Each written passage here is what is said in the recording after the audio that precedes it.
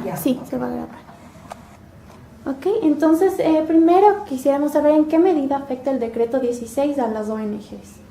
Bueno, respecto al decreto 16, como todos sabemos, está en vigencia desde el 8 de junio del año pasado. Es un decreto, desde nuestro punto de vista, desde el análisis de participación ciudadana, un decreto que atenta contra la libertad de asociación. Es un decreto, desde nuestro punto de vista, bastante regulador, pero sobre todo un decreto que lo que establece es mucho intervencionismo por parte del Estado, pero además discrecionalidad por parte del Estado al momento de tomar decisiones de cerrar una organización gubernamental. Creemos que ha habido una especie de desinformación respecto una desinformación previa antes de elaborar y de poner en vigencia este decreto. O sea, mucho se ha hablado y se ha dicho que las ONGs no hemos tenido o no han tenido regulación, y eso no es así. Históricamente, las organizaciones no gubernamentales han tenido su regulación basada desde hace muchos años en el Código Civil, en el libro primero del Código Civil, que habla de las fundaciones y las corporaciones, y posteriormente también en normas conexas, como por ejemplo la ley, el Código Laboral, las leyes fiscales, las leyes tributarias, y adicionalmente también dos decretos ejecutivos anteriores, uno del tiempo de Gustavo Noboa, del presidente Gustavo Noboa. De manera que el pensar de que las ONGs necesitábamos reglamentación porque no ha habido reglamentación es inexacto. Desde antes de este decreto 16, aquellos que conocen la vida de las organizaciones no gubernamentales sabrán que todas y cada una de ellas, corporaciones y fundaciones, hemos estado obligadas a estar inscritas ya en un ministerio de acuerdo a la actividad que cada una de nosotros ejercíamos. Por ejemplo, si había una organización que trabajaba en temas educacionales o educativos, estaba registrado bajo el Ministerio de Educación. Si había una organización que trabajaba en ambiente, en el Ministerio del Ambiente, y así sucesivamente. Por lo tanto, como yo digo, no es que no había regulación anteriormente. A partir del decreto 16 se introducen algunos temas que a nosotros particularmente nos preocupan. Perdón. Tranquilo. Y es el hecho de que, por ejemplo, se establecen algunos mecanismos a través de los cuales, sin trámite previo o sin un trámite administrativo, las organizaciones pueden ser cerradas o pueden ser suspendidas en sus actividades si es que incumplieran alguno de los artículos exclusivamente especificados en el artículo 26 del decreto 16. Pero nosotros consideramos que este contenido del artículo 26 es un contenido bastante ambiguo. Por ejemplo, se establece y se dice que una organización puede ser terminada en su actividad si es que realiza actividades que atenten contra la paz y seguridad pública. Me pregunto yo, ¿qué es atentar contra la seguridad pública? Y además, bajo su criterio, ¿de quién?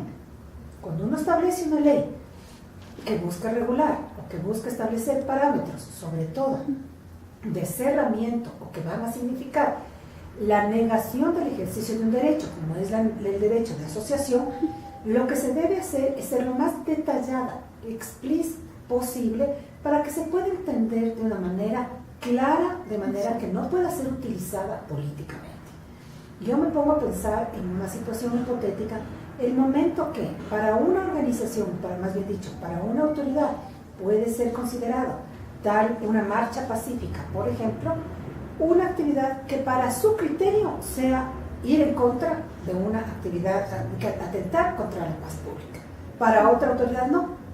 Entonces, cuando hay este choque de posibilidades y se deja ampliamente al criterio subjetivo la aplicación de una norma que además está diseñada para cerrar una organización, nos parece que es un peligro y eso debería cambiarse. Adicionalmente, se establecen otros temas, como por ejemplo el artículo 28, que dice que cualquier organización puede también cerrarse por denuncia de cualquiera de una persona. Es decir, una persona natural puede denunciar: mañana usted forma parte de una organización que defiende el derecho de las mujeres sobre su vida en el momento de abortar, y yo, que pienso totalmente diferente, voy y le denuncio, pues simplemente usted está bajo la posibilidad de ser cerrada porque la ley, el decreto 16, más bien dicho en este caso, le permite. Yo creo que es bastante ambiguo nuevamente y es bastante contradictorio al tema de la libertad de asociación. Otro ejemplo clarísimo, y con esto sigo en el siguiente punto, el hecho, por ejemplo, de que establece que la obligatoriedad de las organizaciones no gubernamentales o organizaciones sociales de aceptar dentro de sus asambleas o su directorio a cualquier persona que manifieste el interés de formar parte de esta organización. Uno de los principios básicos del derecho de asociación es la voluntariedad, es decir, usted si quiere organizar un grupo de defensores de la naturaleza, por lógica usted se va a encontrar o va a reunir un grupo de gente que comparta su visión sobre el cuidado de la naturaleza para que sea posible el llevar adelante actividades en ese sentido. ¿Qué va a pasar mañana, por ejemplo? Cuando alguna organización que se dedica a defender, por ejemplo, tendencias sexuales diferentes, grupos LGBT, venga una persona de tipo conservador y que esté en contra de esa situación, o una persona homofóbica y quiera formar parte de esta organización? Según el decreto 16, usted tiene la obligación, por supuesto, de aceptarle dentro de su directorio, y lo que va a pasar con eso es que simplemente usted va a tener un problema grave de desagregación de misión de su organización. Ahora, igual en este decreto se menciona que las ONGs podrían ser financiadas por entidades estatales. En una parte, esto no es contradictorio con la labor que realiza en sí una organización no gubernamental. Como usted menciona, uno de los artículos dice que se establece un fondo concursable a través del cual las organizaciones de sociedad civil pueden acceder. En eso nosotros tenemos una doble lectura. En primer lugar, es cierto que en algunos casos este artículo puede ser beneficioso para ciertas actividades determinadas de ciertas organizaciones, y le pongo un ejemplo. Si usted es una organización que alivia pobreza, es decir, si usted está trabajando en actividades de alivio de pobreza, efectivamente es un tema en el cual usted necesita de todas maneras el asocio y el compromiso desde el Estado para generar actividades que puedan ayudarle a su actividad ONG también a aliviar pobreza, ¿no es cierto? Porque definitivamente el gobierno hace políticas públicas de alivio de pobreza como parte de su obligación, y por lo tanto, qué mejor de que echar mano de estos fondos, si es que va a haber un fondo, para que trabajen conjuntamente. Pero hay actividades que por su propia naturaleza no pueden ni deberían ser metidas en ese saco, como puntualmente la actividad de control social. Cuando usted hace control social, ¿a qué me refiero con control social? Veeduría, observatorio, demanda de transparencia, demanda de rendición de cuentas. Usted no puede recibir fondos públicos para observar a la persona que le paga. Ese es un principio básico de ética, política, jurídica, ciudadana y patriótica.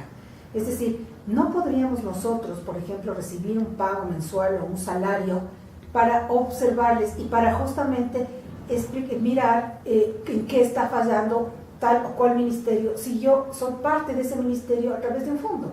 Es decir, allí nos parece a nosotros que la norma también está redactada de una manera débil, o no clara, poco clara, de tal manera que esto no puede ser, no va a llevar a fortalecer a las organizaciones de sociedad civil, sino en los casos de control social lo que va a provocar es un debilitamiento en el sistema democrático de ética y de rendición de cuentas y de control social, que creo que ninguno de nosotros como ciudadanos responsables queremos que pase.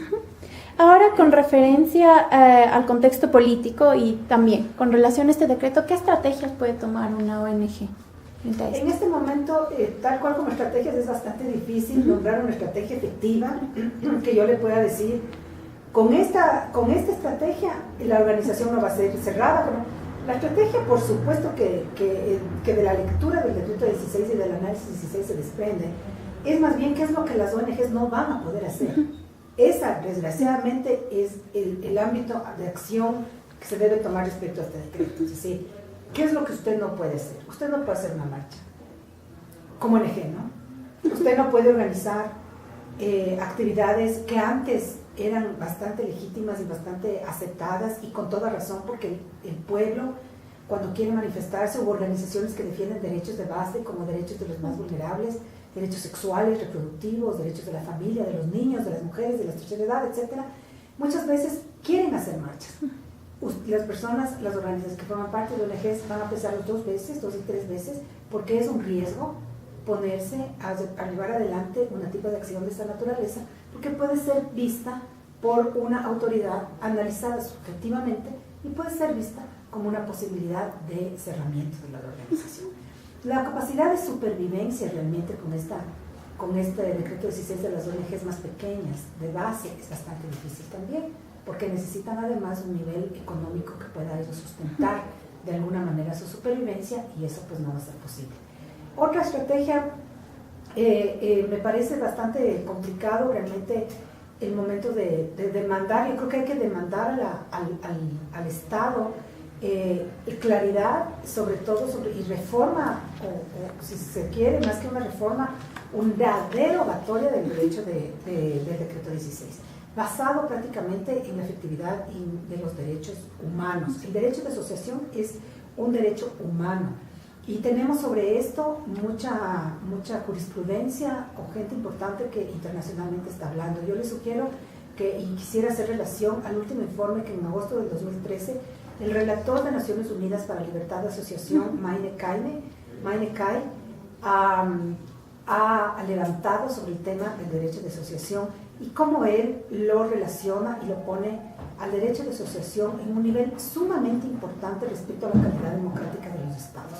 Los estados son más democráticos en cuanto más respeten la capacidad de libertad de asociación de sus ciudadanos, y son menos democráticos en cuanto ese derecho de asociación está regulado o está controlado. El derecho de asociación tiene que ser tutelado. El principio democrático universal dicta que los estados democráticos tienen que tutelar al derecho de asociación. ¿Qué significa? Debe cuidar que en sus democracias y que en sus estados los ciudadanos y las ciudadanas tengan la posibilidad de asociarse libremente de acuerdo a lo que ellos piensan. De manera que una estrategia puntual que yo le podría decir, esta es válida para cumplir con el decreto 16, no le podría decir, porque el decreto 16, desde nuestro punto de vista, es un retroceso en términos de libertad de asociación en la democracia. Okay. Bueno, y ahora con respecto a la salida de USAID, ¿en qué medida la salida, obviamente, de esta entidad afectó a algunas ONGs en el país y específicamente en el caso de Participación Ciudadana? Bueno, USAID ha venido cooperando con el país desde más de 50 años. Y la cooperación que USAID ha tenido no solamente es en el campo democrático. Y yo creo que el porcentaje mayor de cooperación de USAID no es en el campo democrático, sino en otros campos, como por ejemplo en el campo de justicia, en el campo de procesos productivos, en el campo además de lucha de trata de personas, en el campo de narcotráfico, en el campo de lucha contra la corrupción, y en el campo de ayuda justamente con el gobierno en implementación de escuelas y muchas otras actividades que realmente USAID ha tenido una intervención bastante importante en estos 50 años. Desgraciadamente, nosotros estamos viendo que hay una decisión política por parte de USAID de salir del país en respuesta a una presión permanente por parte del régimen a nivel político respecto reiteradamente a que, en teoría, estas organizaciones se dedicarían a financiar organizaciones o actividades de organizaciones que no son bien vistas por el gobierno. A ese respecto, lo que sí quisiera decir es que en el caso de Participación Ciudadana, estas han sido actividades que han sido financiadas provenidas de concursos. ¿Qué es un concurso? Un concurso es la respuesta a una convocatoria que hace un donante, como hace en todo el mundo. Es decir, no es que USAID ha sido caso único y extraterrestre que ha venido a dar algo que nunca se ha dado en el país. No es así. Las organizaciones de cooperación internacional trabajan a través de esa modalidad. Es decir, abren un concurso, una convocatoria, y las organizaciones que quieren concursar presentan sus propuestas, son analizadas y ganan. Así nos pasó a nosotros también. En este caso, nosotros presentamos una propuesta a una convocatoria que manifestó USAID hace algunos años. Nosotros ganamos la convocatoria, no solamente nosotros, algunos más, porque no hemos sido únicamente nosotros los beneficiarios, y hemos venido desarrollando actividades interesadas. Quizá vale la pena comentarle que en el campo democrático, quizá Participación Ciudadana ha sido el aliado estratégico más importante de la democracia en el Ecuador. Y en el caso de este gobierno, quizá el aliado estratégico más importante que el gobierno no se da cuenta y no requiere reconocer. Nosotros cuando surgió y cuando se construyó la Constitución Política de la República, en la cual fuimos veedores del proceso constituyente en Montecristi en el 2008, nosotros ayudamos a través de muchos talleres de capacitación a socializar la constitución política a través de estas actividades previstas en nuestros planes de trabajo. Hemos sido los aliados estratégicos más importantes en los gobiernos locales a través de la implementación de procesos de rendición de cuentas, y sí ya lo hacían. Hemos sido los aliados estratégicos más importantes para la implementación de mecanismos de participación ciudadana, inclusive aliados estratégicos con algunos actores del Estado en temas de transparencia como la Defensoría Pública, el Consejo de Participación Ciudadana y la misma Asamblea Nacional. De manera que la salida, por supuesto, es ahí, ¿qué es lo que nos afecta? Vamos a dejar de hacer algunas cosas. Sin embargo, lo que creo que es importante conocer y saber es que la actividad de participación ciudadana no es que participación ciudadana ha nacido por iniciativa de USAID, no, participación ciudadana existía antes que USAID, y nosotros tenemos un avisoramiento y un horizonte de trabajo a largo plazo. Nosotros nos vemos trabajando, de hecho ya tenemos varios trabajos adicionales en otras actividades. Nuestro trabajo continúa. Vamos a seguir buscando fondos porque al ser una organización no gubernamental, esa es la dinámica a través de la cual una organización se mantiene, y nosotros lo decimos con total y absoluta transparencia. Y quizá uno de los valores más importantes que tenemos nosotros es que transparentamos una y cada una de todas nuestras actividades. Estas están señaladas en la página web, que cualquier ciudadano o ciudadana puede meterse. Nosotros invitamos, siempre les invito a que se metan y miren lo que hacemos. Y están colgados nuestros informes anuales. Tenemos auditorías externas, cumplimos la ley, cumplimos las obligaciones fiscales, laborales, es decir, somos una organización bastante transparente al respecto. De manera que vamos a seguir nuestro trabajo puntual así, en las mismas actividades, obviamente con menos actividades, aquellas que nos financiaban, pues ya no seguiremos haciendo. Otras sí que no requieren tanto financiamiento. Sí lamentamos la salida de USAID, sobre todo por el impacto no tanto en las actividades democráticas cuanto en las otras actividades que no tienen que ver con nuestras actividades.